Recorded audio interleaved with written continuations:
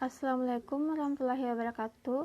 Perkenalkan, nama saya Sulfiana A, kelas FM 18C, NIM 1057221128318. Kali ini saya membahas mengenai cara menghitung analisis rasio keuangan pada rasio profitabilitas. Dan untuk menghitung rasio tersebut, pertama-tama kita memerlukan laporan keuangan pada perusahaan. Pada kesempatan kali ini, saya menggunakan laporan keuangan pada PT Indofood Sukses Makmur Tbk.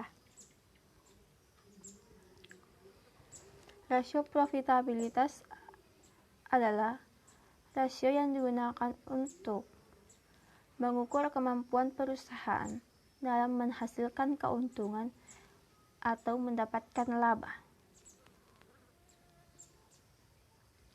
Ada beberapa jenis rasio profitabilitas adalah gross profit margin, net profit margin, return on investment, return of equity. Jika angkanya semakin besar, maka tandanya semakin baik. Dan jika terjadi kenaikan pada tahun sebelumnya, maka perusahaan mengalami kenaikan pertumbuhan. Namun, terkadang banyak faktor yang membuat perusahaan pada suatu tahun tertentu mengalami penurunan.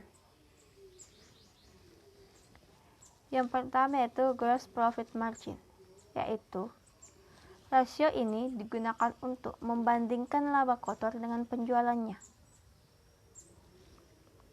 Nah, jika semakin besar persentase, maka semakin baik kondisi keuangan perusahaan. Dengan rumus, laba kotor dibagi penjualan. Nilainya kita dapat lihat pada tabel di atas. Dan hasilnya yaitu 28,26%.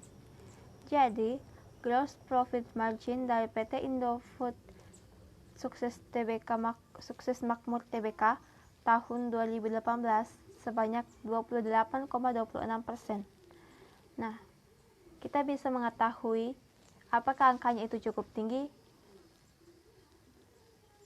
Kita dapat mengetahuinya dengan cara melihat pada tahun sebelumnya apakah mengalami kenaikan atau tidak. Lanjut, yang kedua yaitu net profit margin. Rasio ini digunakan untuk menunjukkan kemampuan perusahaan dalam menghasilkan keuntungan bersih setelah dipotong pajak. Dengan rumus yaitu laba neto dibagi penjualan.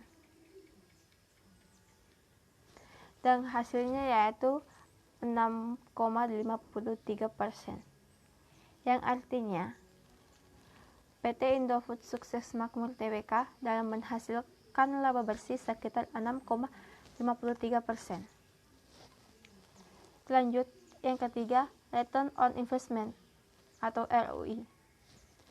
Rasio ini digunakan untuk mengukur kemampuan perusahaan dalam menghasilkan laba terhadap investasi yang telah dikeluarkan. Laba yang digunakan untuk mengukur rasio ini adalah laba bersih setelah pajak.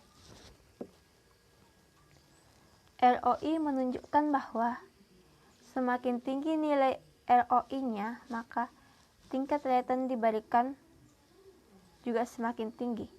Hal ini mengidentifikasikan bahwa investor dapat menggunakan ROI sebagai alat dalam memprediksi tingkat return perusahaan.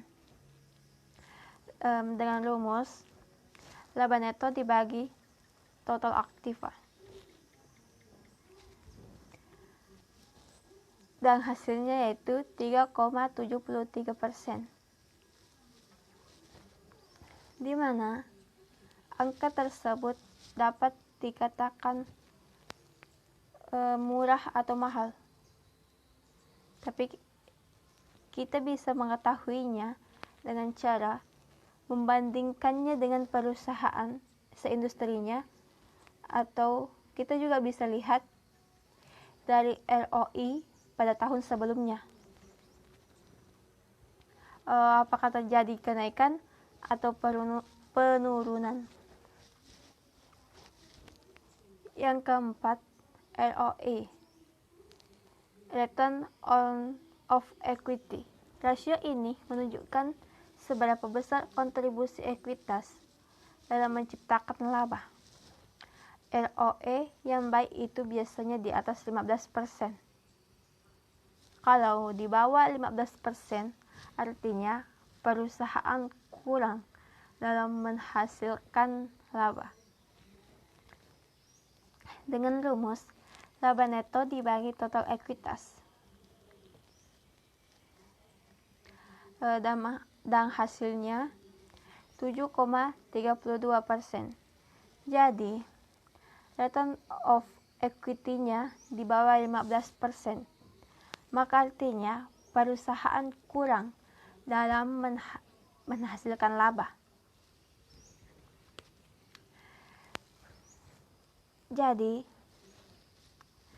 kesimpulan pada kesempatan kali ini yaitu pada rasio profitabilitas ini digunakan untuk mengukur kemampuan perusahaan dalam menghasilkan keuntungan dan mendapatkan laba. Semakin besar dari rasio profitabilitas menunjukkan semakin baik, dan sebaliknya juga, jika semakin rendah maka kurang baik. Jadi pada laporan keuangan Indofood Tbk ini adalah mengalami penurunan atau dapat dikatakan kurang baik dalam mendapatkan keuntungan atau laba. Sekian dari saya. Billahi fisabilil haq, fastabiqul khairat. Wassalamualaikum warahmatullahi wabarakatuh.